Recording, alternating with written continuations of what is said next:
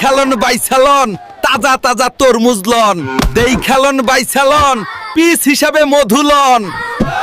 এই হালকা ভালো দেখে একটা তরমুজ দে তো। এই লও দাদি, তরমুজটা করে লাল হবে। লাল না হইলে তোর দোকানে আমি আগুন দিমু। হালকা আমারে লাউর মতো সাদা তরমুজ দিছে। চলো বুড়া, আজকে ওর দোকানে আগুন দিব।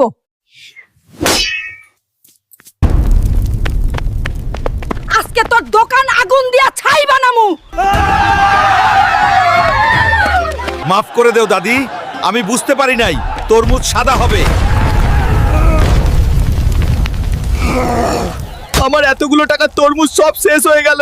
বন্ধুরা, তোমরা চ্যানেলটা সাবস্ক্রাইব করলে আমি আবার তরমুজের দোকান ফিরে পাবো।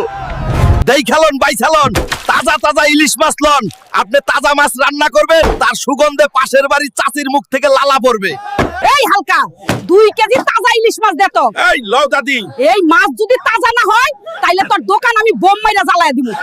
হালকা আমারে পচা মাছ দিছে, পচা গন্ধে আমার বমি আসতাছে। চলো বুড়া, আজকে ওর দোকান বোম মাইরা জ্বালায় দিব। হালকা তুই আমারে তাজা মাছের কথা বইলা পচা মাছ দিছো। আজ তোর মাছের দোকান ছাই বানামু। ওরে দাদি থামো থামো।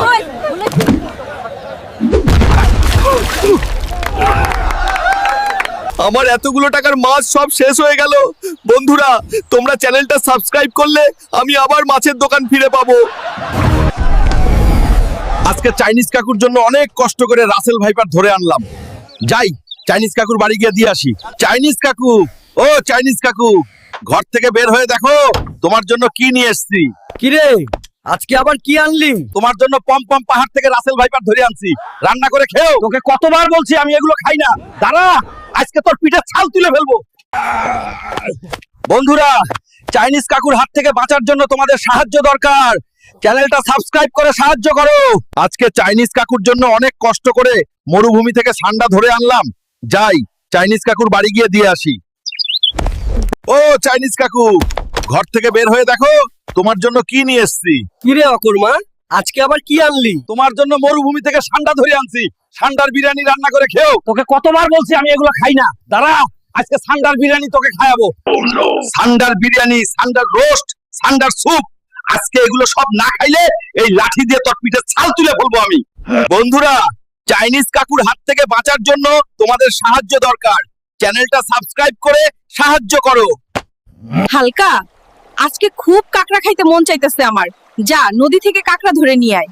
আচ্ছা মা, এখনই আনতেছি।